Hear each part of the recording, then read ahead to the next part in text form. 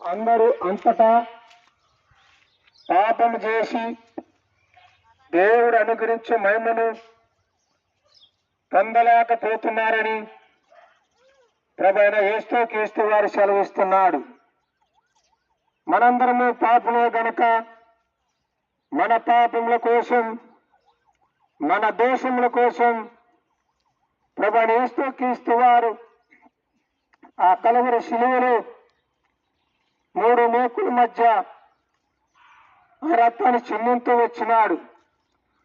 మనం పొందాల్సిన శిక్ష అంతా కూడా ఆయన పొందినాడు, ఆయన భరిస్తూ వచ్చినాడు. ప్రియమైన సహోదరి సోదరులారా, ఈ సాయంకాల సమయంలో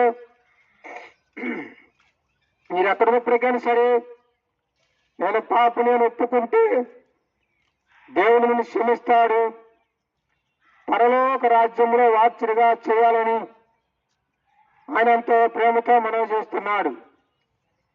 అంతేకాదు, పరిశుద్ధమైన బైబిల్ గ్రంథములో ఒక ధనవంతుడు, ఒక లాజరు ఉంటూ వచ్చినాడు. ఆ ధనవంతుడైతే పొగారంగురు వస్త్రం వేసుకొని నా ప్రాణమా తిరుము తాగుమని అనుసారం జీవిస్తూ వచ్చినాడు. కానీ ఈ లాజరు అయితే తను తినటానికి ఆహారం లేనప్పుడు కూడా ప్రభువుని యేసుక్రీస్తు వారిని అంగీకరిస్తూ వచ్చినాడు.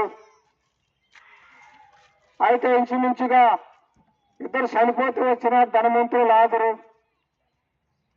ఈ లాజరు చనిపోయినప్పుడు దేవుని సింహాసన పక్కన కూర్చొని కానీ ఈ ధనవంతుడైతే నరకములో వేతన పెడుతూ